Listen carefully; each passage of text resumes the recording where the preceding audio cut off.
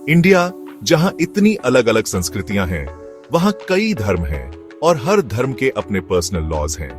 ये कानून शादी, तलाक, इनहेरिटेंस और अडॉप्शन जैसे मामलों को गवर्न करते हैं। यूनिफॉर्म सिविल कोड या यूसीसी एक ऐसा प्रपोजल है जिसमें इन अलग अलग पर्सनल लॉज की जगह एक ही सेट ऑफ लॉज होंगे जो सभी सिटीजन्स पर लागू होंगे, चाहे उनका रिलीजियस बिलीफ कुछ भी हो। यह ऐसे यूसीसी की कॉम्प्लेक्सिटीज के बारे में बताता है, इसके हिस्टोरिकल कॉन्टेक्स्ट को एक्सप्लोर करता है, इसके पोटेंशियल बेनिफिट्स और ड्रॉबैक्स का एनालिसिस करता है और इंडिया में इसके फ्यूचर प्रोस्पेक्ट्स को एग्जामिन करता है।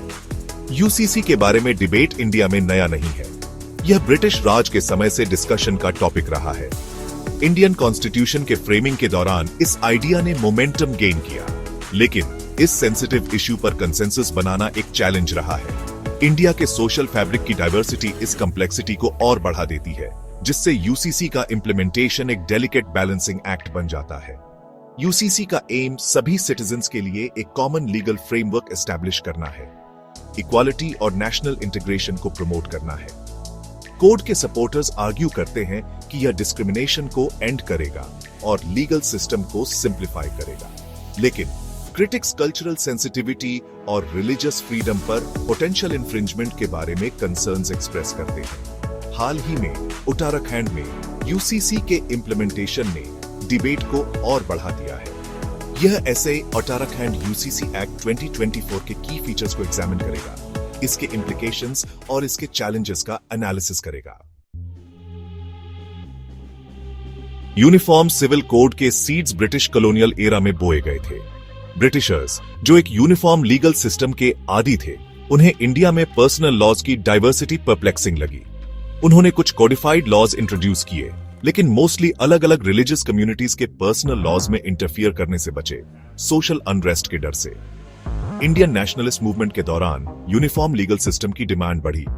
सोशल रिफॉर्मर्स ने आर्ग्यू किया कि कॉडिफाइड पर्सनल लॉज डिस्क्रिमिनेटरी प्रैक्टिसेस को खत्म करने और जेंडर इक्वालिटी को प्रमोट करने में हेल्प करेंगे, लेकिन डाइवर्स कम्युनिटीज पर यूनिफॉर्म कोड इंपोज करने को लेकर एप्रीहेंशंस थी। कॉन्स्टिट्यूएंट असेंबली, जिसे इंडिपेंडेंट इंडिया का कॉन्स्टिट्यूशन ड्राफ्ट करने का काम दिया गया था, ने यूसीसी के इंक्लूजन पर एक्सटेंसिवली डिबेट किया। जहां यूनिफॉर्म लीगल सिस्टम की नीड पर कंसेंसस था, वहीं इसके इंप्लीमेंटेशन पर ओपिनियंस अलग अलग थे। कुछ मेंबर्स ने इसके इमीडिएट इन्फोर्समेंट की एडवोकेट की, जबकि अदर्स ने ग्रेजुअल अप्रोच को फेवर किया, अलग अलग रिलीजियस कम्युनिटीज की सेंटिमेंट्स का रिस्पेक्ट करते हुए। एक कॉम्प्रोमाइज के तौर पर इंडियन कॉन्स्टिट्यूशन के आर्टिकल 44 को directive principles of state policy में इंक्लूड किया गया। इस आर्टिकल में कहा गया है कि the state shall endeavour to secure for the citizens a uniform civil code throughout the territory of India. लेकिन यह ध्यान रखना इंपॉर्टेंट है कि डायरेक्टिव प्रिंसिपल्स लीगली एनफोर्सेबल नहीं है, वे गवर्नमेंट के लिए पॉलिसीज फ्रेम करने के गाइडलाइंस का काम करते हैं।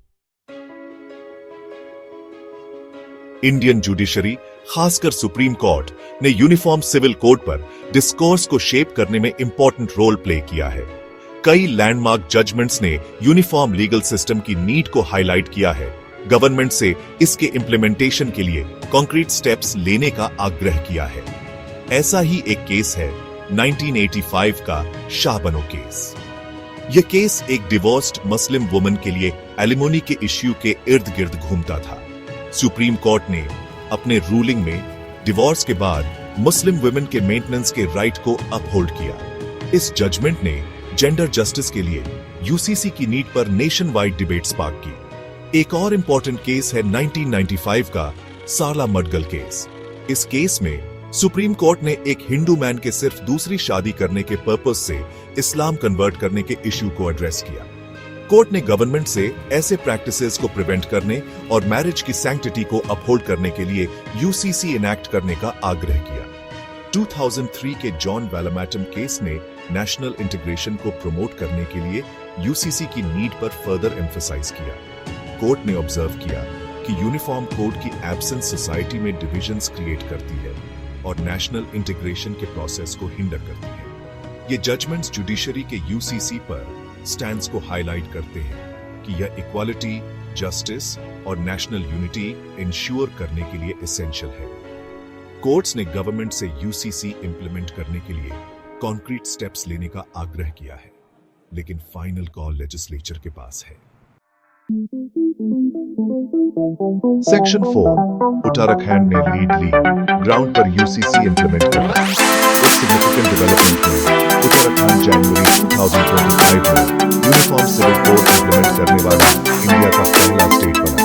उत्तराखंड यूसीसी एक्ट 2024 का एम स्टेट के सभी सिटीजन्स को, चाहे उनका रिलीजियस बिलीफ हो, इक्वल राइट्स और अपॉर्चुनिटीज प्रोवाइड करता है।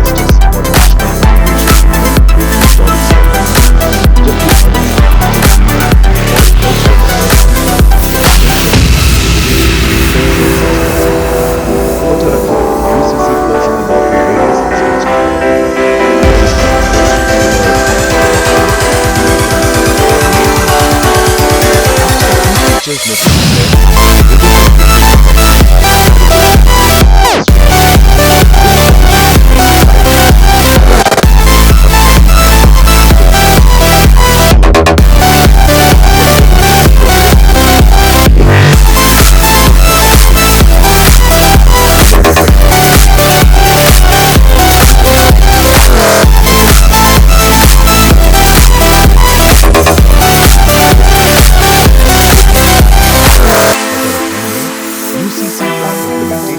जेंडर जस्टिस और नेशनल एक्ट के सर्टेन कम्युनिटीज के कल्चरल प्रैक्टिसेस और रिलीजियस बिलीफ्स पर इम्पैक्ट को लेकर कंसर्न्स हैं। गवर्नमेंट ने मेंटेन किया है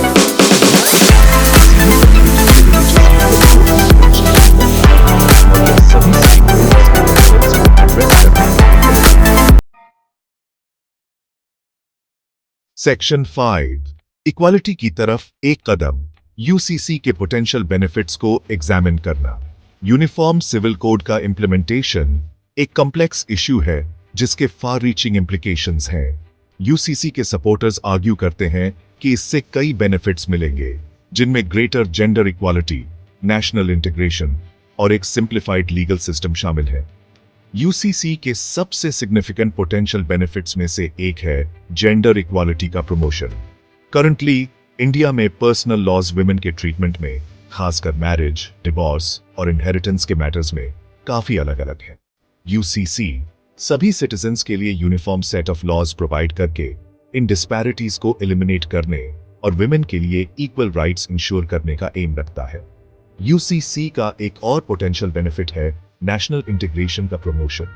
रिलीजन के बेस्ड अलग अलग पर्सनल लॉज का एग्जिस्टेंस अक्सर इंडियन सोसाइटी में एक डिवाइसिव फैक्टर माना जाता है। यूसीसी सभी सिटीजन्स के लिए एक कॉमन लीगल आइडेंटिटी क्रिएट करके यूनिटी और नेशनल आइडेंटिटी की भावना को फॉस्टर करने में हेल्प कर सकता है। इसके अलावा यूसीसी एक मोर सिंप्लीफाइड और एफिशिएंट लीगल सिस्टम की ओर लीड कर सकता है। करंटली मल्टीपल पर्सनल लॉज का कोएग्जिस्टेंस लीगल फ्रेमवर्क में कॉम्प्लेक्सिटीज और इनकंसिस्टेंसीज क्रिएट करता है।